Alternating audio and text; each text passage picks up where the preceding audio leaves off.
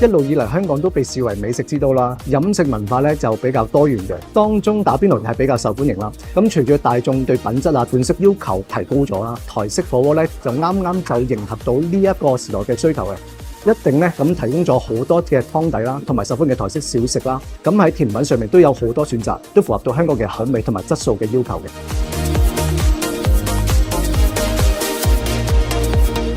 我哋一直都係堅持喺個質素不能妥協嘅宗旨啦。咁不斷都係提高緊食物嘅選擇同埋品質啦。咁例如我哋嘅手工台式火鍋飲品係用咗新鮮嘅水果去製作啦，絕非預製嘅飲品可以比較嘅。因為新鮮食物質素係非常之重要，同時就要視乎實際情況去更換不同品種嘅水果，務求維持飲品嘅質素。第二方面咧就係員工培訓同埋管理啦。有時火鍋店嘅服務質素同埋員工嘅專業性係好緊要㗎，需要對員工進行持續嘅培訓同埋有效嘅管理，以確保佢哋能夠提供優質嘅服務同埋保持店內嘅衛生環境。火鍋鋪嘅業務咧可能會受到季節變化嘅影響，例如夏季嘅生意咧就會比較淡啲嘅，咁需要有相應嘅營運策略同埋應對呢種嘅變化。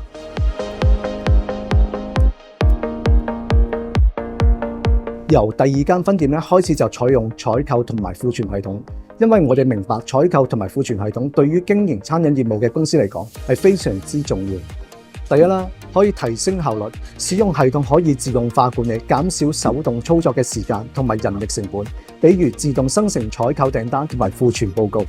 第二啦，成本管理，通過分析歷史數據，系統可以幫助企業更好咁樣規劃採購策略。例如我哋可以由歷史價格分析供應商嘅產品有冇不合理咁樣加價。第三，數據分析同埋預測，系統可以提供詳細嘅數據分析報告，幫助企業做出更加明智嘅商業決策，並能預測未來需求同埋趨勢。第四，避免錯誤，手動操作容易出錯，系統化管理有效減少錯誤發生，譬如漏單同埋訂錯貨。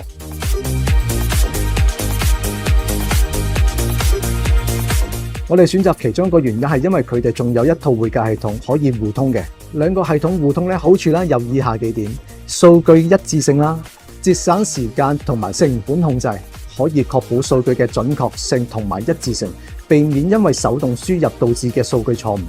自動化流程減少手動輸入同埋重複操作，從而節省時間同埋人力成本，提高工作效率。第三，成本控制，系統互通可以幫助企業更精準追蹤同埋分析成本，及時發現異常，進行成本控制同埋優化資源配置。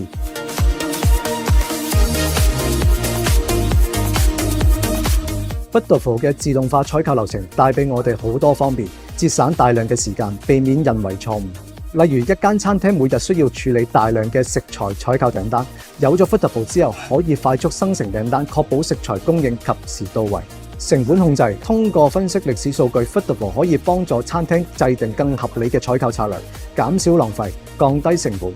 例如系統會分析過往幾個月嘅銷量趨勢，幫助預測下一個月需要幾多食材，避免過度訂購。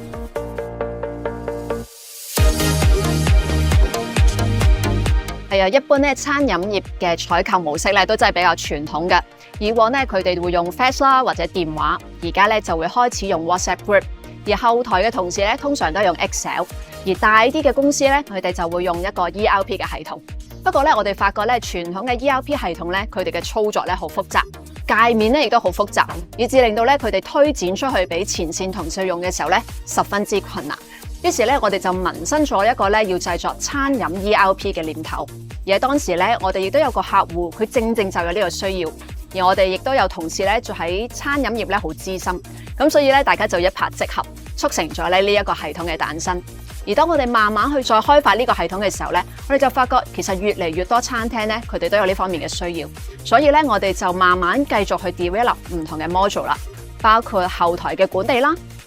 中央廚房啦，以及係同 POS 嘅整合嘅。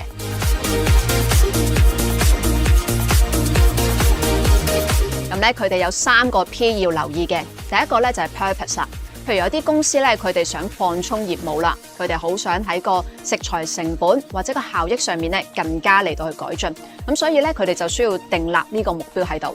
第二個 P 咧就係 people 啦。當我哋咧要上系統嘅時候咧，其實好多時候都需要前線嘅同事一齊協助㗎。所以咧要同前線嘅同事好好溝通，咁呢個系統先至會順利上得到㗎。第三個 P 咧就係 preparation 啦。我哋好多時候咧，餐廳佢哋細嘅時候咧都用 Excel 去處理啦。咁但係當要真係上一套系統嘅時候咧，就好多 coding 需要準備啦。所以供應商嘅資料啦、產品嘅資料啦、價格啦，其實都要預先準備好。咁當你上系統嘅時候咧，就會更加暢順嘅啦。